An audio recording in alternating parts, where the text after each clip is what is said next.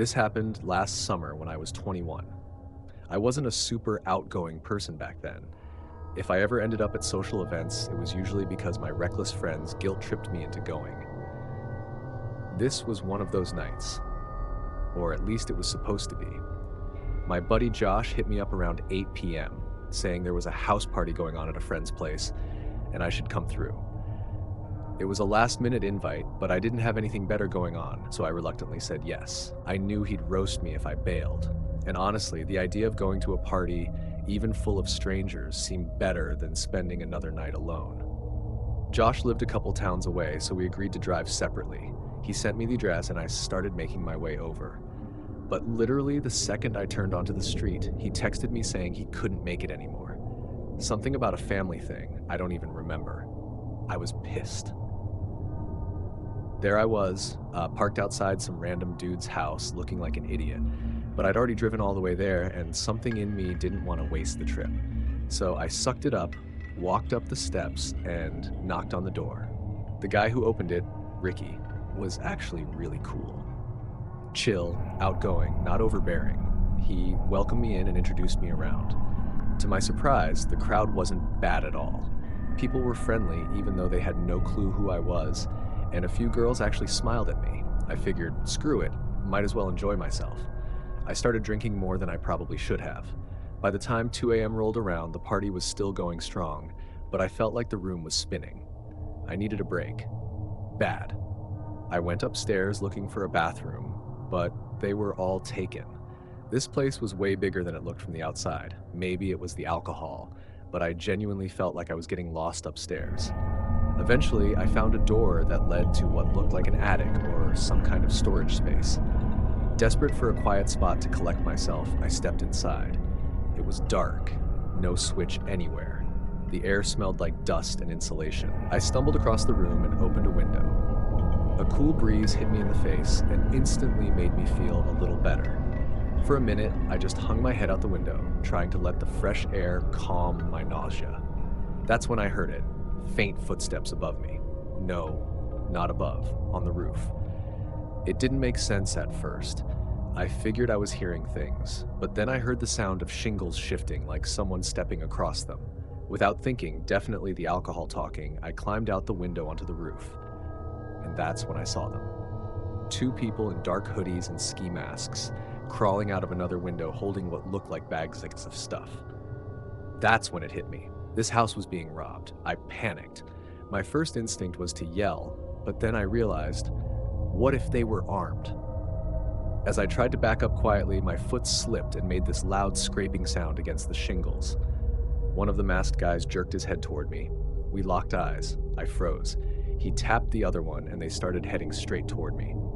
Adrenaline kicked in. I had no plan, but I knew I had to do something.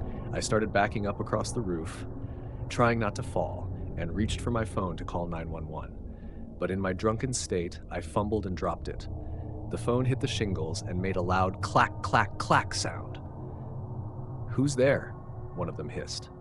I ducked behind a vent and scanned around. My eyes landed on a loose roof shingle. Without thinking, I ripped it free and chucked it at them. It missed, but it made enough noise to throw them off. One of the guys lost his balance, slipped and slid off the edge, crashing into the gutter before hitting the ground hard. The other one panicked and jumped off the roof onto a nearby tree, scrambling down and disappearing into the dark. I rushed to the edge to see the one who'd fallen, groaning in pain but still conscious. As I turned back to re-enter the attic, I heard sirens in the distance. Someone else must have called the cops. I stumbled downstairs and tried to act like nothing was wrong. The party was still going strong. No one had noticed a thing. I found Ricky and pulled him aside. "Dude, you need to call the cops. Your house just got robbed. One of them fell off the roof." His face went pale. He grabbed his phone and made the call. As he did, I explained everything.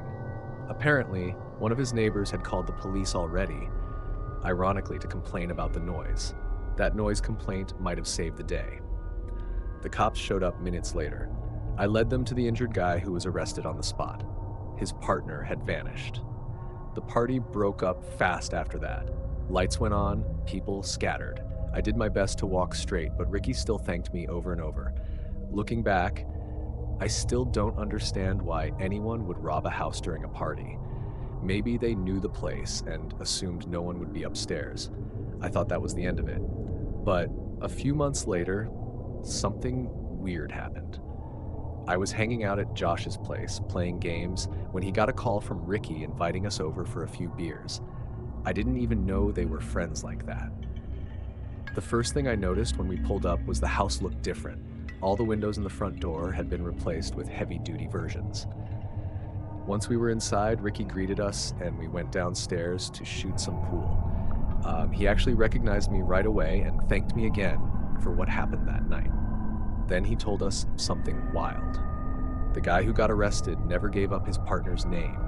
He ended up getting a serious prison sentence.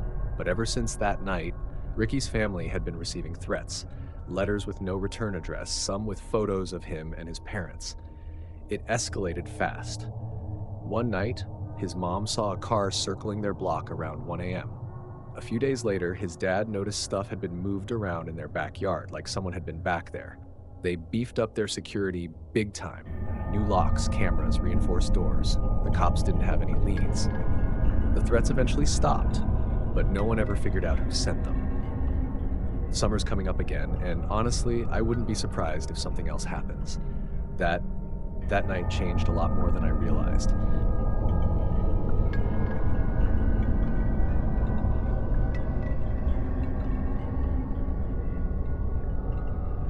When I was 16, I landed my first real job as a counselor at a small rustic sleepaway camp tucked deep in the woods.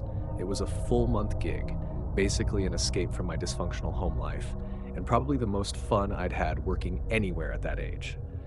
The camp had 5 buildings: the boys' cabins, the girls' cabins, the counselor dorms, a small standalone bathroom building, and the hub, which housed the cafeteria, nurse's station, and main office. Curfew for the kids was 9 p.m. After that, they were supposed to stay in their respective cabins. I ended up getting pretty close with another counselor named Jake. He was a few years older, but we clicked right away. One Friday night, we always looked forward to weekends at camp. Jake and I decided to hang out with 2 girl counselors. I'll leave out their names since I haven't talked to them in years. The 4 of us snuck off into the woods to smoke. We were laughing, talking. It was a relaxed night. One of the girls was mid-sentence when we all stopped cold. We heard it, a distinct crunch, leaves being stepped on nearby.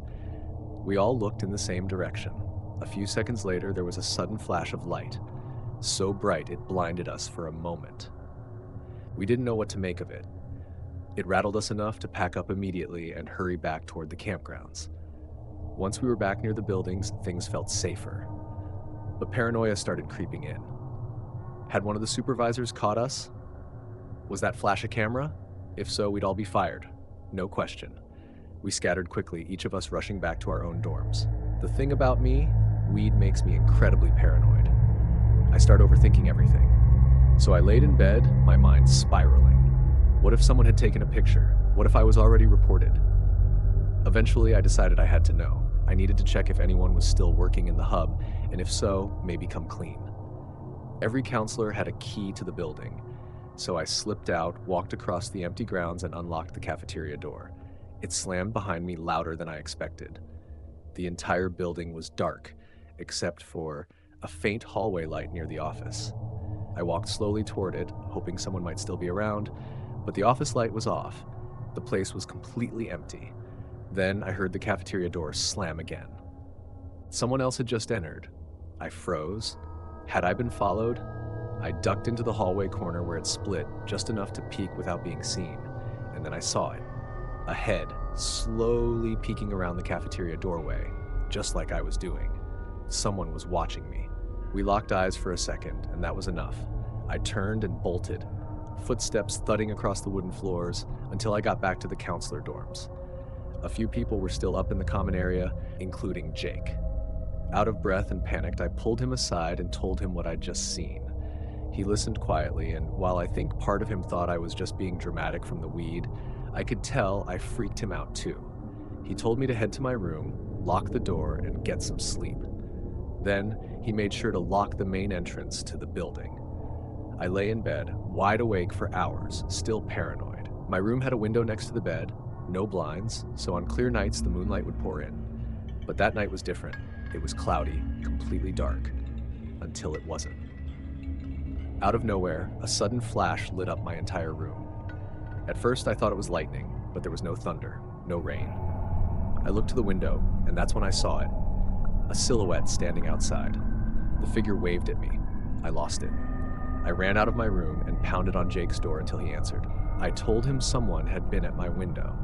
He followed me back to check, but of course, whoever it was had disappeared. Jake asked if I was still high. I told him no, it had been hours. I asked if we should call the cops. He shook his head and said it wouldn't do any good unless something else happened. Then he told me to grab my blanket and crash on the floor in his room if it'd help. I think he was just as scared as I was, even if he didn't want to show it. The next morning, I went to the office and told one of the supervisors everything. She didn't seem to know what to do. She didn't call the police, but gave me permission to if anything else occurred, especially for the kids' safety. Nothing else happened for the rest of the month, at least not until the very last day. All the kids had gone home and we counselors were packing up to leave. That morning, I woke up to find 4 photos taped to my window. One was a zoomed-in shot of us in the woods that night, me, Jake, and the 2 girls. Another was a picture of me asleep in bed. A third showed me walking into the hub that same night, proving I was being followed. And the last one? A photo of my car's license plate. My stomach dropped. I grabbed the photos and went straight to the same supervisor. She wrote down everything I told her, yes, even the part about smoking, and kept the pictures as evidence. That was years ago now. Nothing else ever happened after that. But I've never stopped wondering who took those photos or what they planned to do with them. And I still think about that license plate photo, like it was meant as a warning or a threat. To this day, I have no idea who was out there in the woods with us, watching.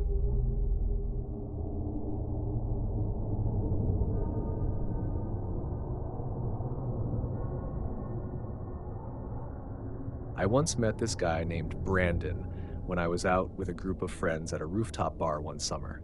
It was a casual night, and Brandon and I hit it off over a conversation about the Knicks game playing on TV. My group eventually wandered off, leaving me talking with Brandon one-on-one. He didn't really talk to any of my friends, just me. We ended up exchanging Instagram handles. His page looked pretty standard, lots of travel photos, gym stuff, and nightlife pics. Nothing out of the ordinary. The next night, which was a Saturday, I went out again to celebrate my friend Jordan's birthday at a lakeside restaurant and bar. It was an outdoor spot, very popular in our city. I posted a short video on my Instagram story of everyone singing "Happy Birthday" to Jordan. About an hour into the night, I felt a tap on my shoulder. Yep, it was Brandon again. He smiled, dapped me up, and said this was his usual Saturday hangout spot. This time, I formally introduced him to my friends. Most of them barely remembered him from the night before, but they were friendly enough. He stayed with our group for the rest of the night. Everyone was tipsy, including Brandon, so it didn't seem odd at the time. The next time I saw him was the following weekend when he invited me to go golfing. I suck at golf, but I've been trying to improve, so I agreed. I tried to get some friends to join us, but it was early and they were all hungover. It was just Brandon and me for a casual 9-hole round. We played for a couple of hours, grabbed lunch afterward, and then I headed home. A week or 2 later, Brandon hit me up again, this time inviting me on a hiking trip to Colorado. I'd always wanted to check out the Rockies and figured, why not? I checked my work schedule and got the time off. I asked Jordan and a few others to join, but got the usual excuses: money, work, etc. I asked Brandon if any of his friends were coming, and he said no. He was planning to go solo regardless. I thought it was a little odd, but brushed it off. We flew out on September 9th and were scheduled to return the 12th.